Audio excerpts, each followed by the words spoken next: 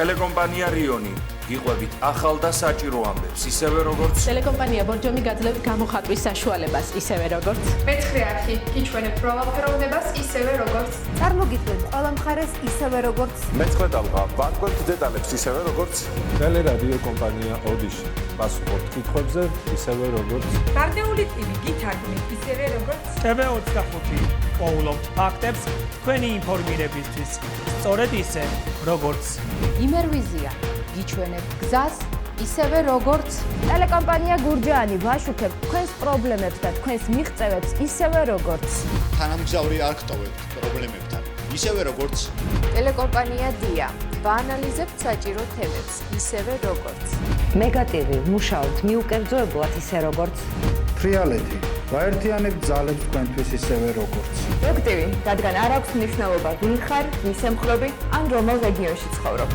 რეგიონული ტელევიზიები ყველგან და ყოველთვის მუშაობთ თქვენი ოჯახის უსაფრთხოებისთვის, საქართველოსთვის.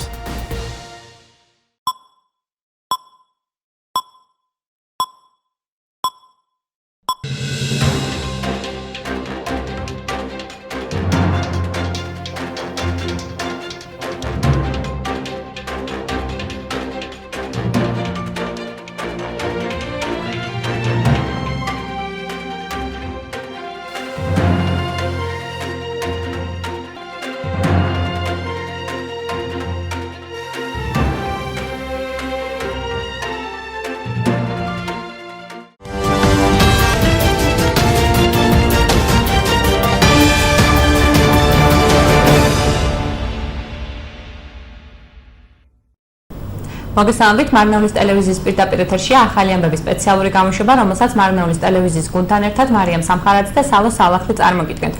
შეგახსენებთ, რომ COVID-19-თან დაკავშირებით თქვენთვის საინტერესო კითხვებითა და თემებით შეგიძლიათ დაგვირეკოთ ნომერზე 0357 22 15 92 ან მოგწეროთ მარნეულის ტელევიზიის Facebook-ის გვერდზე. Salamlayıram hər birinizi. Nəzərinizə çatdırım ki, COVID-19-la bağlı sizin üçün maraqlı olan sualları və ya mövzuları 0357 22 15 92 nömrəsinə ya da televiziyanın Facebook səhifəsinə yaza bilərsiniz. უკვე ორ კვირაზე მეტია მარნეულში კორონავირუსის ახალი შემთხვევა არ დაფიქსირებულა, თუ რამდენი მოქალაქის პასუხს ელოდებიან ჯეო ჰოსპიტალსის კლინიკაში და რას აცხადებენ, ამას ჩვენი სიუჟეტიდან შეიტყობთ.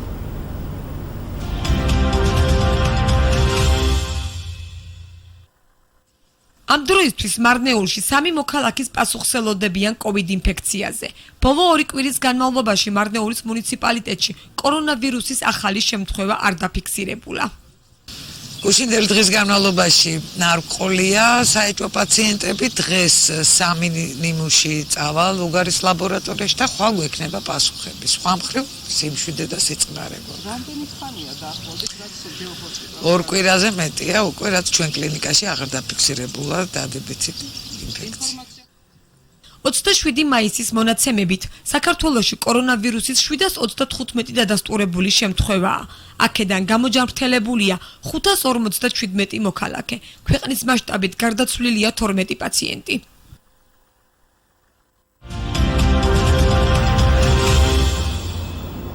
İki həftədən artıqdır ki, Marneuda koronavirusa yoluxmalı qeydə alınmayıb. Hal-hazırda neçə vətəndaşın koronavirus analizinin cavabı gözlənilir.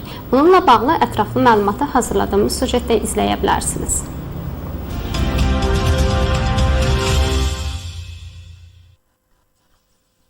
Bu vaxt üçün Marneuldə 3 vətəndaşın koronavirus analizinin cavabını gözləyirlər. Son 2 həftə ərzində Marneul bələdiyyəsində koronavirusa yeni yoluxmalı qeydə alınmayıb.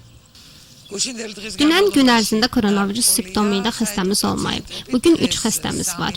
Luqar laboratoriyasına 3 nümunə göndəriləcək. Cavabını isə sabah alacaq.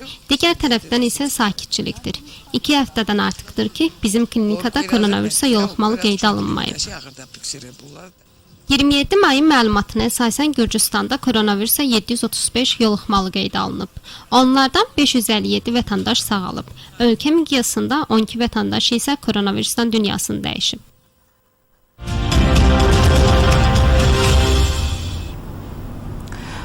მაისიდან საზოგადოებრივი ტრანსპორტი მუშაობას განაახლებს 8 ივნისიდან კი საქალაქთაშორისო მიმოსვლა აღდგება, თუ რა რეკომენდაციების დაცვა მოუწევთ მგზავრებს, ამას ჩვენი სიუჟეტიდან შეიტყობთ.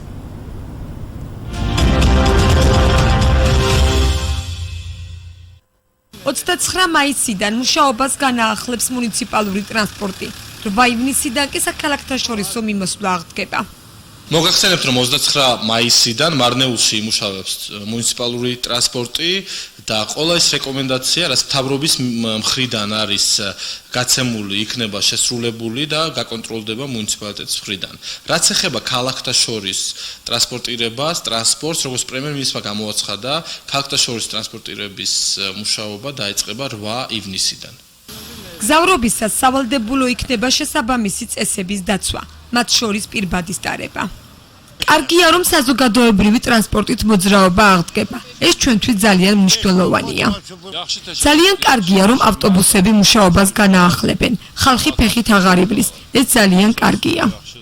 მუნიციპალური ტრანსპორტის გადაადგილებისას და წესებული სავალდებულო წესების დაცვას ტრანსპორტის ხელმძღვანელი ორგანიზაციები ან კერძო ტრანსპორტის მფლობელები უზრუნველყოფენ. როგორც პრემიერმა თქვა, იმო დავიცავთ რა წესებს. პირველ რიგში ბრძოლას უნდა კონდეს პირბადე, ხელთათმანები, ყველას უნდა კონდეს პირბადე. პირბადის გარეშე ვერ შეუშვებთ მანქანაში. და უნდა დავიწყოთ დისტანცია, ახლა ჩვენ ხვალებ გვიბავ მძღოლებს და ჩავატარებთ თათრის და უკვე დავსაზღვრებთ რამდენი კაცი უნდა ჩაჯდეს მანქანაში. კორონავირუსის პრევენციის მიზნით საზოგადოებრივი ტრანსპორტით გადაადგილება 30 მარტს აიკრძალა, ხოლო მიკროავტობუსების მომსახურება საქართველოს მასშტაბით 18 მარტიდან შეჩერებულია.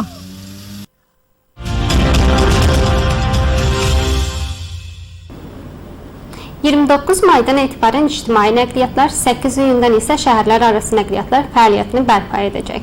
Onlar hansı tövsiyələrə əməl etməli olacaqlar? Bununla bağlı ətraflı məlumatı hazırladığımız süjeti izləyə bilərsiniz.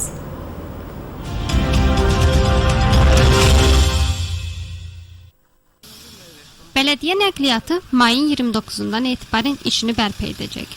Şəhərlər arası nəqliyyat vasitələrinin hərəkəti isə 8 iyun tarixindən bərpa olunacaq.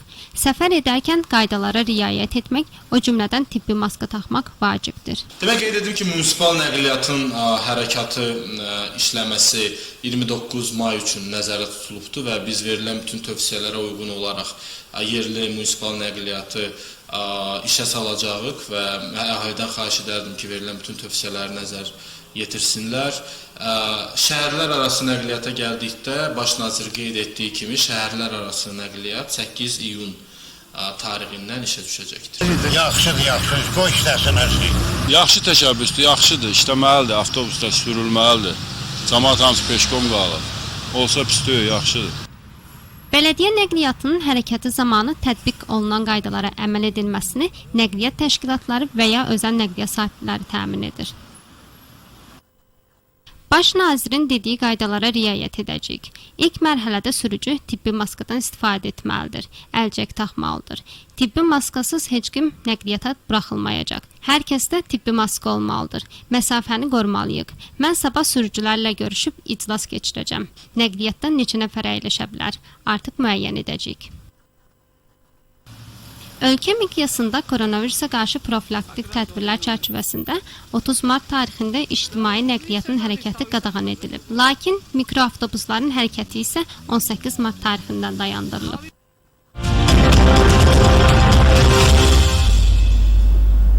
ამ დროისთვის მარნეულის მუნიციპალიტეტში აგროდიზელის ბარათი 700-მა მოქალაქემ უკვე მიიღო. თუ როგორ მიმდინარეობს აგროდიზელის ბარათების დარიგება, ნახეთ ჩვენი სიუჟეტი.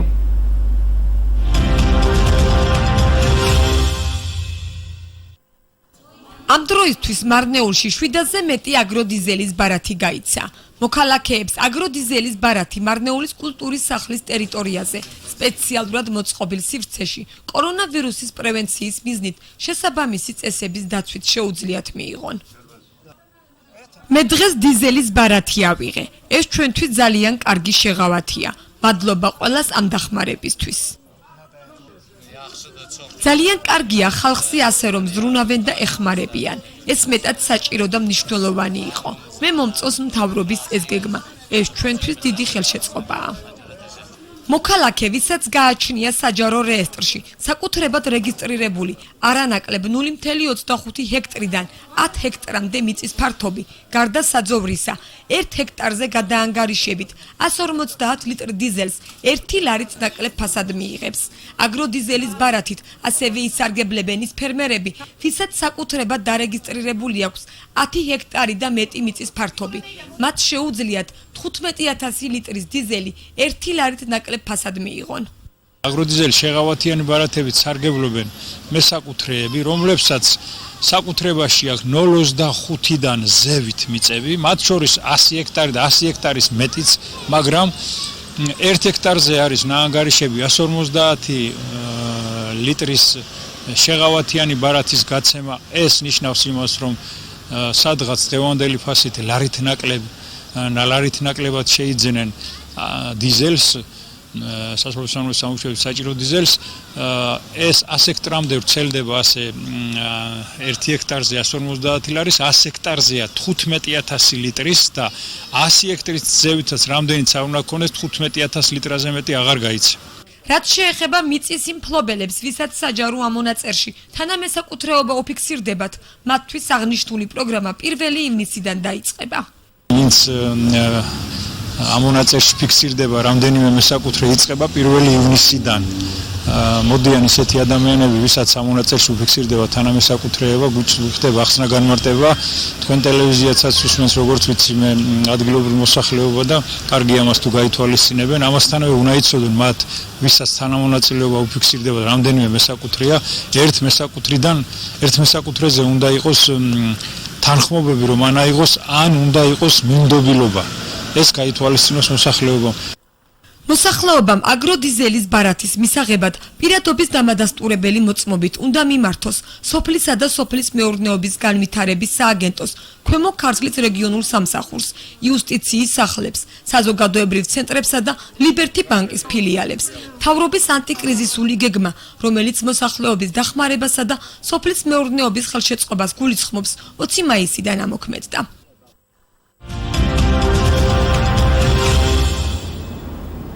Bu vaxt üçün Marnეული Belediyəsində agrodizel kartını 700 vətəndaş aldı. Agrodizel kartların verilmə prosesi necə devam edir? Bununla bağlı ətraflı məlumatı hazırladığımız süjetdə izləyə bilərsiniz.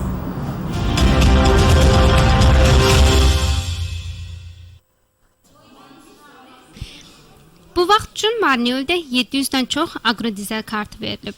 Vətəndaşlar koronavirusun qarşısını almaq məqsədi ilə müvafiq qaydalara əməl edərək Marneulinin Mədəniyyət Evinin ərazisində xüsusi ayrılmış yerdə agrodizel kartı əldə edə bilərlər. Halını aldık, sağ olsun bunu verənlər, hökumətimiz sağ olsun, çox sağ olsun ki, belə xalqa yardım edir. Yaxşıdır, çox gözəldir. Millətimizə yəni yardım qayğı göstərdiyinə görə çox sağ olsun prezidentimiz. Hamımızın ona razıyıq. Yəni bu cür millətin qayğısına qaldığına görə təşəkkür edirəm. Dövlət reyestrində qeydiyyatda olan 0,25 hektardan 100 hektara qədər torpaq sahəsi olan şəxsə hər bir hektarına 150 litr dizel birlərdən aşağı qiymətə veriləcək. Həmçinin 10 hektar və daha çox torpaq sahəsi qeydiyyatda olan fermerlər agrodizel kartlarından istifadə edə biləcəklər. Onlar 15.000 litri birlərdən aşağı qiymət ala bilərlər. Agrodizel güzəşt kartlarından sahibkarlar faydalana bilərlər, hansı ki 0,25 hektardan çox sahəyə sahibdirlər. 100 hektarda daxil olmaqla 1 hektar üçün 150 litrlik agrodizel kartlarının verilməsi nəzərdə tutulub. Bu o deməkdir ki, bugünkü qiymətə görə dizeli 1 lirdən aşağı qiymətə ala biləcəklər. Bu 100 hektara qədər nəzərdə tutulub. 1 hektar üçün 150 litr, 100 hektar üçün 15.000 litr. Siyahıda ortaq sahəyə sahib olan vətəndaşlara gəldikdə isə onlar üçün sözü gedən proqram 1 iyun tarixindən başlayacaq. Hansı ki siyahıda bir sahəyə bir neçə sahibkar qeyd olunub. Onlar üçün 1 iyun tarixindən başlanılacaq. Elə bir vətəndaşlar gəlir ki, hansı ki siyahıda ortaq sahibkar qeyd olunub. Bildiyim qədərilə sizin televiziyaya da baxır yerli əhali. Yaxşı olar ki, bunu nəzərə alsınlar. Sakinlər aqrodizel kart almaq üçün Kənd və Kənd Təsərrüfatı İnkişaf Agentliyinin KVM kartlı regional xidmətinə şəxsiyyət vəsiqəsi ilə müraciət etməlidirlər. Həmçinin vətəndaşlar ədliyyə evində, icma mərkəzlərində və Liberty Bank filiallarında da aqrodizel kartını ala biləcəklər. Əhaliyə kömək etmək və kənd təsərrüfatını dəstəkləmək məqsədi daşıyan hökumətin antiböhran planı mayın 20-sindən qüvvədədir.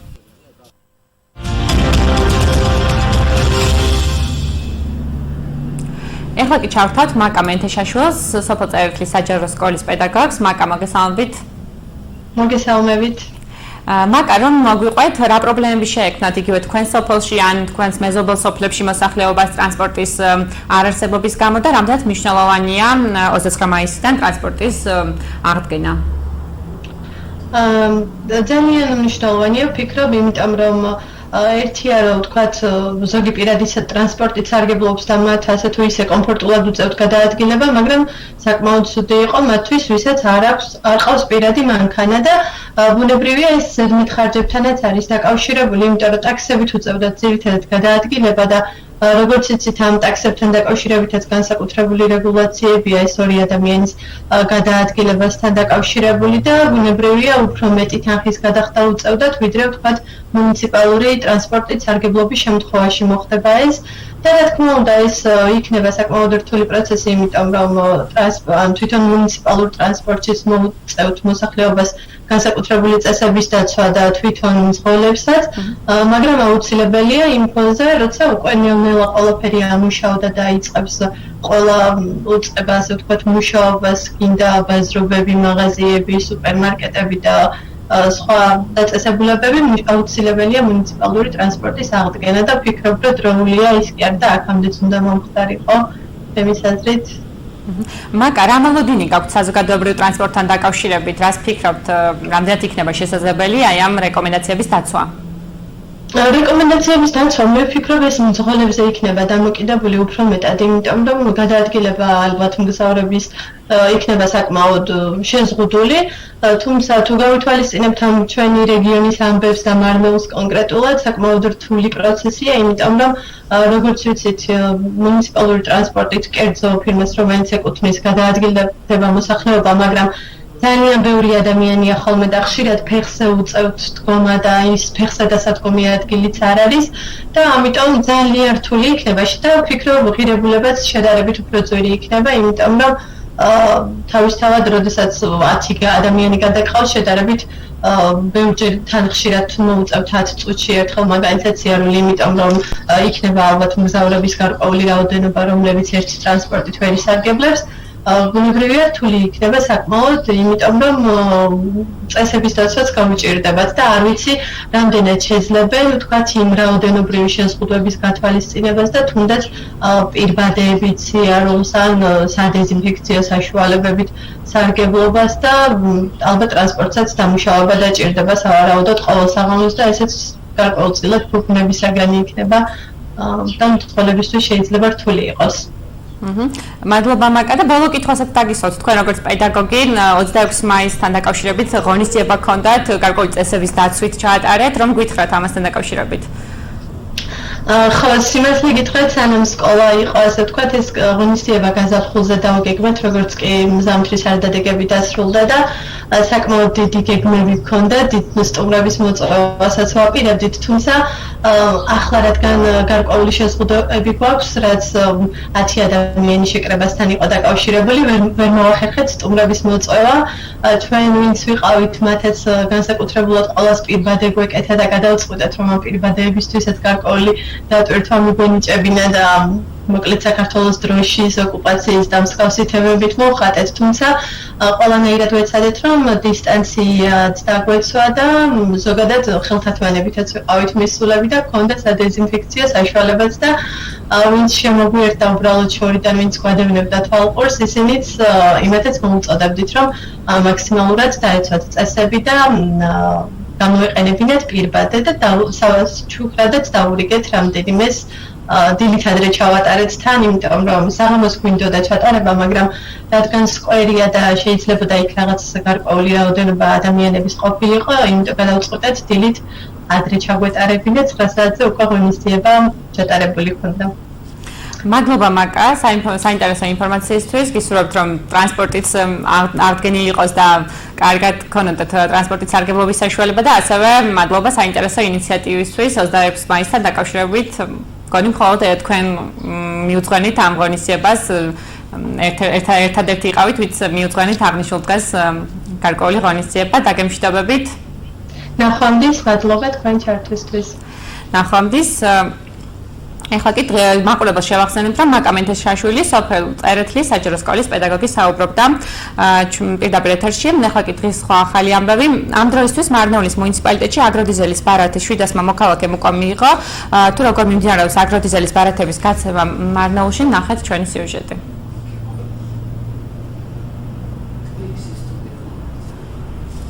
უკაცრავად ეხლა ჩავხართ თბილისის სტუდიას თბილისსა და უცხოეთში მიმდინარე სიახლეების შესახებ.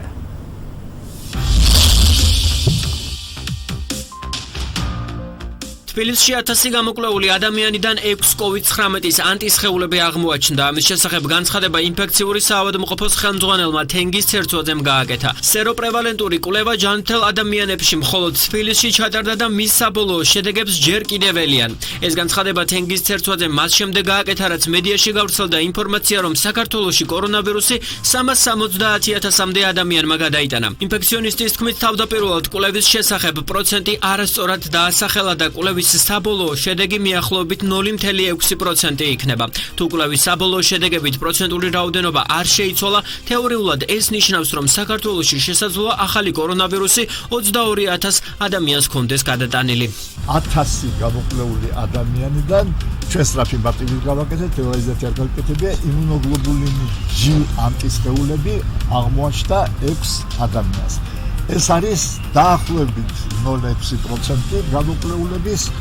მხოლოდ მე გუშინ ვთქვიდა, დღესაც მინდა ვითხოვო, რომ ამას მიჩათვლით საბოლოოდ, იმიტომ რომ ეს შედეგები ჯერჯერობით შევაგროვეთ პაციენტები, ეს შედეგები მუშავდება, დამუშავებას აქვს თავისი წესები, შეიძლება ეს პროცენტი ცოტათი შემცირდეს, ან ცოტათი მოიმატოს. ეხლა ეს ბევრია თუ ცოტაა.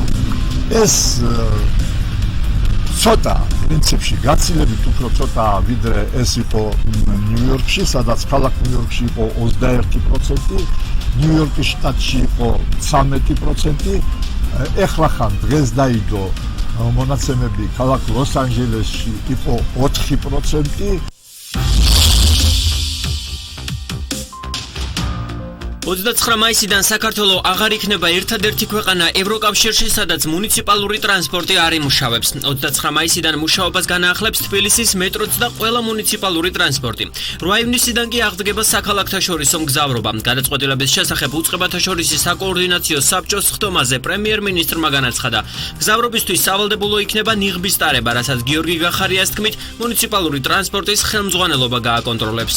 ამაჩქარების საშუალებას გვაძლევს რა. გარდა უკვე ჩამოთვლილი იმ გარემოებებისა, რომ კონტროლს ექვემდებარება ინფექციის გავრცელება, დღეს ჩვენ დაავადებათა კონტროლის ცენტრმა მოგვაწოდა სეროპრევალენტური კვლევის შედეგები, რომელიც კიდევ ერთხელ ადასტურებს იმას, რომ ქვეყანაში შიდა გავრცელების, ინფექციის შიდა გავრცელების მასშტაბი არის ძალზედ მცირე და რისკები არის შემცირებული.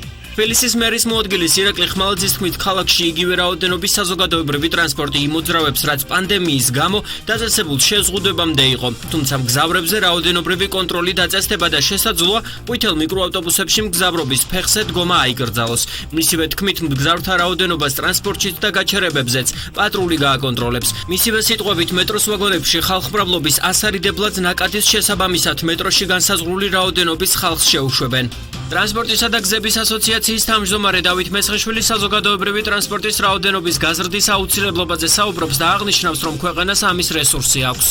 საქართველოში რეგისტრირებული 23,000 ავტობუსი და ამის რესურსი არსებობს. ავტობუსების რაოდენობის გაზრდა ჩვენ მოგცემს საშუალებას, რომ გზავრებს შორის მჭიდროვე პრობლემა არ შეიქმნას და მაგალითად დაიტვირთოს ავტობუსები მხოლოდ 50%-ით, რაც არის ერთ-ერთი მთავარი რეკომენდაცია და მე მესმის, რომ 50% საზოგადოებრივი ტრანსპორტის დატვირთვა ნიშნავს მეტ ხარჯს მუნიციპალიტეტებისგან და მათ ეს უნდა გაწიოს.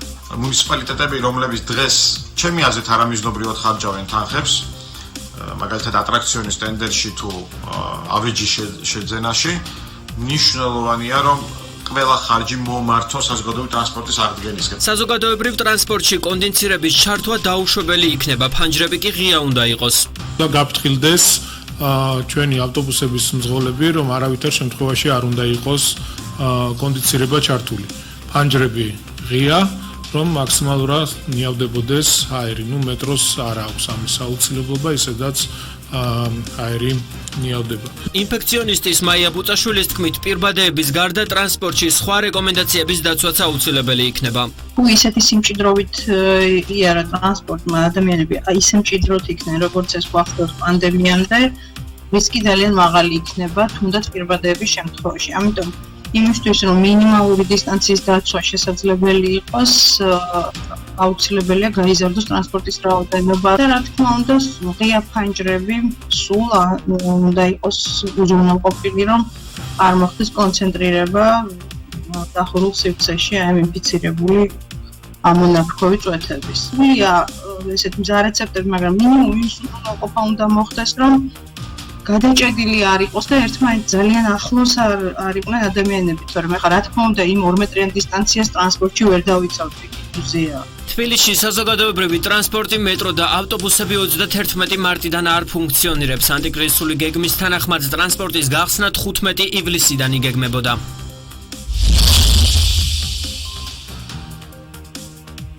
მოლები, ბაზრები და ღია სივრცის მქონე რესტორნები 1 ივნისიდან ამოქმედებიან. ორშაბათიდან 1 ივნისიდან გაიხსნება და მუშაობას შეძლებს ყველა სახის ღია მაღაზია, მათ შორის მოლებიც.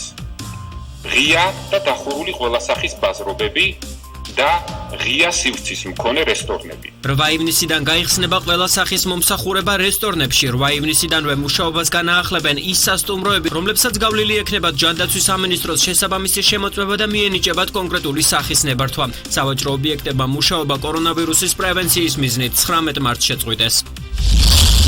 ევროპულმა საქართველოს პარლამენტში საგანგებო მდგომარეობის წესების დარღვევისთვის მოქალაქეებისთვის დაკისრებული 3000 ლარიანი ჯარიმის ჩამოწერის შესახებ კანონპროექტი დაარეგისტრეს. პარლამენტში დღეს გამართულ ბრიფინგზე დეპუტატმა სერგი კაპანაძემ თქვა, რომ საერთო ჯამში 25 მილიონ ლარზე მეტი ჯარიმაა გამოწერილი. კაპანაძის თქმით, ჯარიმების ჩამოწერის წინადადებით მთავრობას გასულ კვირაში მიმართეს, რასაც რეაგირება არ მოჰყოლია, ამიტომ კანონპროექტის ინიცირება გადაწყვიტეს. გიორგი გახარია პარლამენტში საკოორდინაციო საბჭოსთან ერთად იმყოფებოდა და კორონავირუსის მართვასთან დაკავშირებით ანგარიში წარადგინა. სექტემბრის ბოლომდე ქვეყანას დღის განმავლობაში 10000 PCR ტესტის ჩატარება უნდა შეეძლოს. ეს დავალება ჯანდაცვის სამინისტროს შესაბამის უწყებას გიორგი გახარიას თქმით უკვე მიღებული აქვს. პრემიერ-მინისტრმა აღნიშნა, რომ დღეისათვის ყოველდღიურად საშუალოდ 2500 ტესტი ტარდება. უახლოეს პერიოდში კი ამ რაოდენობის 3000-მდე გაზრდა იგეგმება. ბოლო დღეების განმავლობაში საქართველოში კორონავირუსზე ჩატარება ტესტირებიდან ერთეული შემთხვევები დასტურდება. ეხლა არ მინდა არავის სპეკულირების საშუალება, მიუცი არავინ არ დაპირებია ფასის დაფიქსირებას. ჩვენი დაპირება იყო, რაც ჩვენ შევასრულეთ ფასების სპეკულატიური მერყეობა და რა თქმა უნდა კურსთაშორის სხვაობის დაფიქსირება, რაც ჩვენ გავაკეთეთ. ეს განცხადება გიორგი გახარიამ 9 სასურსათო პროდუქტზე ფასების მატებასთან დაკავშირებით გააკეთა. მისი განმარტებით მთავრობა მოსახლეობას დაჰპირდა არა ძველი ფასების შენარჩუნებას, არამედ კურსთაშორისი სხვაობის და რისკების დაზღვევას. გახარიას განცხადებით მიმდინარე წელს საბიუჯეტო შემოსავლები 1 მილიარდ 800 მილიონით ნაკლები იქნება. მთავრობა ბიუჯეტში ცვლილებების პროექტს პარლამენტში 10 დღის ვადაში წარადგენს. ჩვენ დაგვაკლდება საბიუჯეტო შემოსავლები დაახლოებით 1.8 მილიარდი საბიუჯეტო სახსრების ნაწილში. 600 მილიონი ლარით ჩვენ შევამცირებთ ხარჯებს, ეს იქნება 300 მილიონი მიმდინარე ხარჯები და 300 მილიონი კაპიტალური ხარჯები. ეს ის კაპიტალური ხარჯებია, რომლის გადავადებაც შესაძლებელია ქვეყნისთვის მეტნაკლები ზიანის და ზარალის გარეშე, ან ის ტურისტული პროექტებია, რომლებიც უახლოესი წლის განმავლობაში არ იქნება აქტუალური. ყველა ის ადამიანი, ვინც დღეიდან წლის ბოლომდე იპოთეკურ სესხს აიღებს, სახელმწიფო მას სუბსიდიით დაეხმარება. ამის შესახებ გიორგი გახარიამ პარლამენტში სიტყვით გამოსვლის დროს განაცხადა. როგორც პრემიერ-მინისტრმა განმარტა, ყველა რისკი დაზღვეული იქნება, თუმცა რამდენ პროცენტს დაასუბსიდირებს მთავრობა, ჯერჯერობით უცნობია.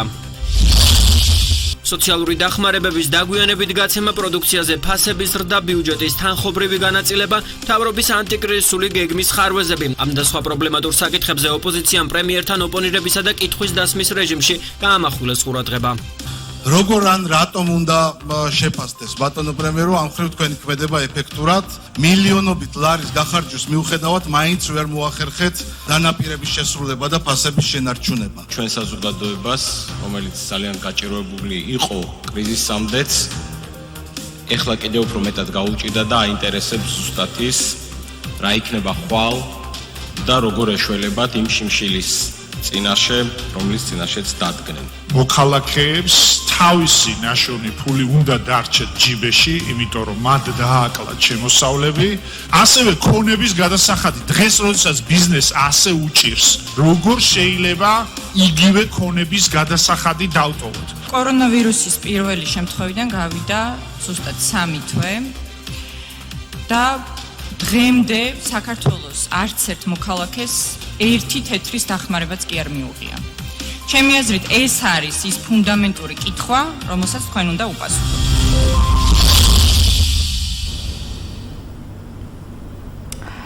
ეხლა კი ჩავთვალთ რაშან ზიადალიევს, სამოქალაქო ჩართულობისა და აქტივიზმის ცენტრის დირექტორს.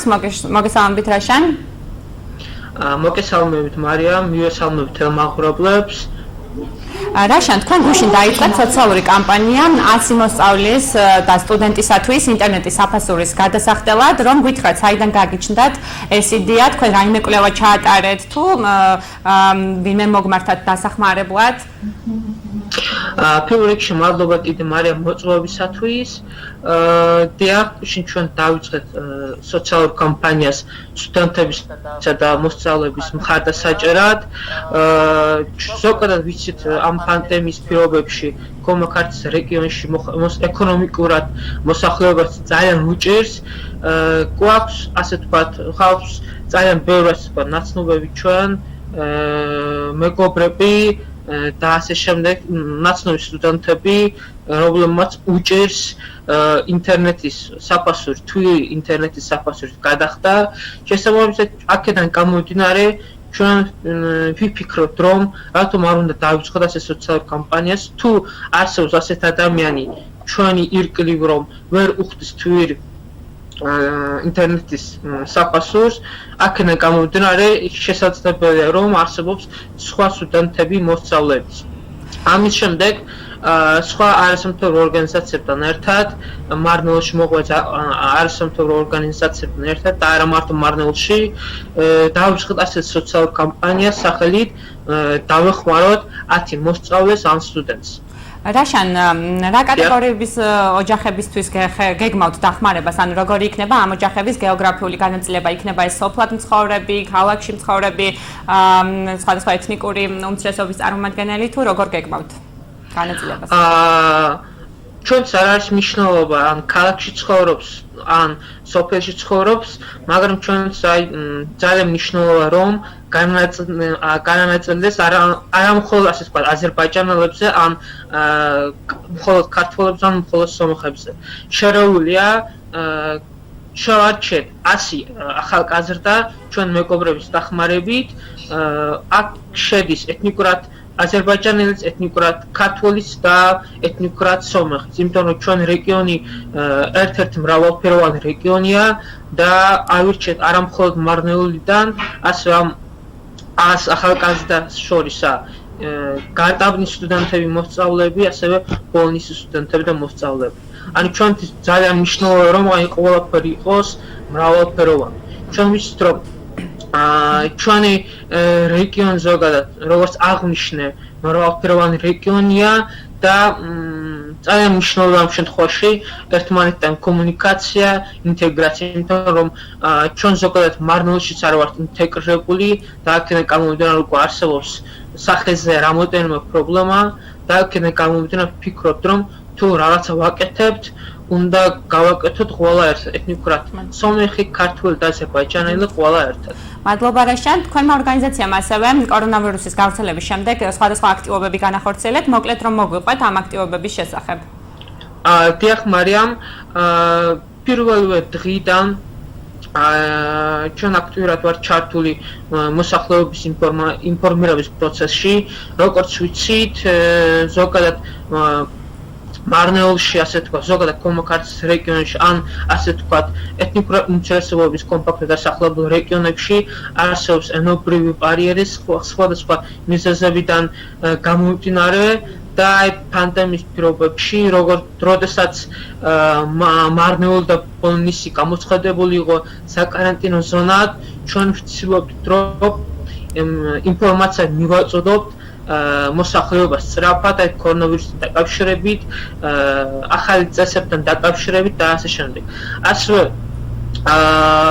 ჩვენი მეგობრების დახმარებით დავეხმარეთ, ასე ვთქვათ, იმ პირებს, ვინც როდესაც პოლიციამ დააჭარიმა რამდენიმე პირს დაახლოებით 300 ლარამდე. ამ შემთხვევაში ამ პირებს ჩვენ დავეხმარეთ იურიდიულად და მესამე, რასაც თქვენ აღნიშნეთ, დღევანდელი ჩვენი თემა, ახლა დავიწყეთ სოციალურ კამპანიას, სახელი დავეხმაროთ 100 სტუდენტს მოსწავლის. იმიტომ რომ ახლა ამ პირობებში მართლა სწავლა მხოლოდ და მხოლოდ, ასე ვთქვათ, ინტერნეტზე დამოკიდებული. თუ ინტერნეტი სახლში არ გაქვთ, ამ შემთხვევაში ვერ იქნება, ასე ვთქვათ, მოსწავლე ან სტუდენტი. ჩვენ ახლა ვცხოვრობთ იმ პირობებში, რომ თუ ონლაინ არის ყველაფერი. კი, თუ შენ ვერ იხდი ინტერნეტის საფასურს, ამ შემთხვევაში ვერ ჩაერთვებ ონლაინ ლექციაზე ან ონლაინ გაკვეთილზე. ამიტომ ვფიქრობ, რომ აი ძალიან მნიშვნელოვანია, რომ ყველა ერთად არ არის მნიშვნელოვანი ეს ეთნიკური სომეხი, ეთნიკური აზერბაიჯანელი ან ქართველი, ყველა ერთად დავეხმაროთ. მადლობა რაშან საინტერესო ინიციატივისთვის და წარმატებას გისურვებთ. აღნიშნული ინიციატივის განხორციელებაში დაგემშვიდობებით, მაყურებელს შევახსენებ, რომ რაშან ზიადალიევი სამოქალაქო ჩართულობისა და აქტივიზმის ცენტრის დირექტორი საუბრობდა ახალი სოციალური კამპანიის შესახებ. შეგახსენებთ, რომ მარნეულის ტელევიზიის პირდაპირ ეთერში თქვენ უყურებდით ახალი ამბების სპეციალურ გამოშვებას, რომელსაც მარიამ სამხარაძე და სალო სალახლი მოწვევოდით. ჩვენ ამ ინფორმაციით ხვალამდე გემშვიდობებით ნახვამდის. Bu ise size çatdıracağımız son haberidir. Sağ olun, salamat kalın.